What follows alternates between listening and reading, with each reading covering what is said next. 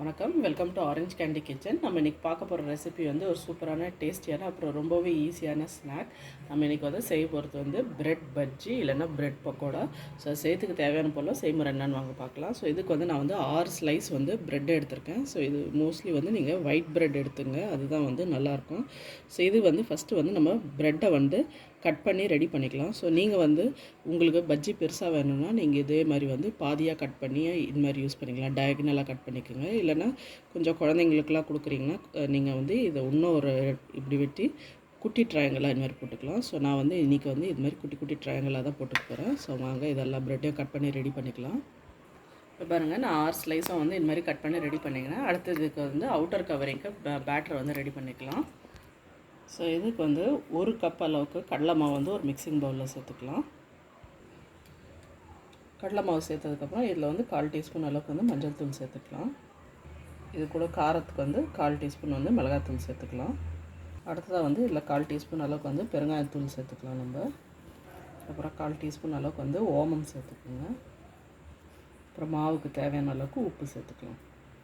அடுத்ததாக வந்து இது கொஞ்சம் முறுமுறுன்னு வரதுக்காக 1 டேபிள் ஸ்பூன் அளவுக்கு வந்து அரிசி மாவு சேர்த்துக்கலாம். இதெல்லாமே நல்லா மிக்ஸ் பண்ணி விடுங்க. மிக்ஸ் பண்ணி விட்டுட்டு இப்போ இதில் வந்து நம்ம தண்ணி சேர்க்கணும். தண்ணி சேர்த்துட்டு நல்லா வந்து திக்காக வந்து தோசை மாவு பதத்துக்கு வந்து மாவை வந்து கரைச்சி எடுத்துக்கணும்.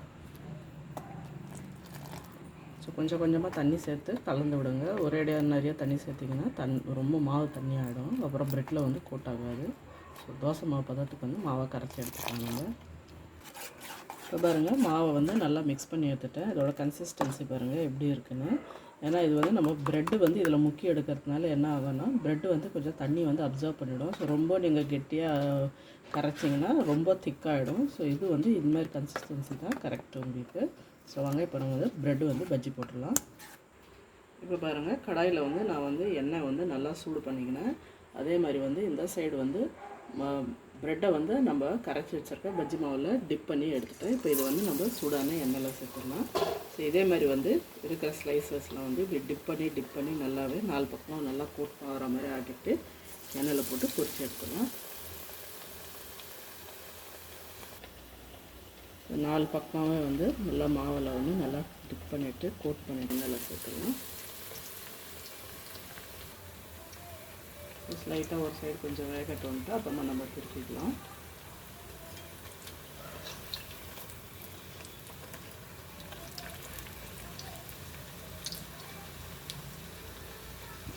இப்போ பாருங்கள், நம்ம பஜ்ஜி வந்து நல்லா ஃப்ரை ஆகிடுச்சு. கோல்டன் எல்லோ கலர் வந்துடுச்சு. அதே மாதிரி பபிள்ஸ்லாம் வந்து நின்றுடுச்சு. ஸோ இது வந்து நம்ம பஜ்ஜி வந்து ஃப்ரை ஆகிடுச்சு, கரெக்டான ஸ்டேஜ். ஸோ இப்போ வாங்க இது வந்து நம்ம எடுத்து ஒரு பிளேட்டில் வச்சு சர்வ் பண்ணிடலாம். உள்ளே வந்து ஏற்கனவே ப்ரெட்டு வந்து குக்டு. ஸோ அதனால் ரொம்ப டைம் ஒன்றும் ஆகாது இது வேகிறதுக்கு. ஸோ வெளியில் வந்து அவுட்டர் கோட்டிங் தான் நம்மளுக்கு வேணும். ஸோ வாங்க இது பிளேட்டில் எடுத்து வச்சு சர்வ் பண்ணிடலாம் நம்ம.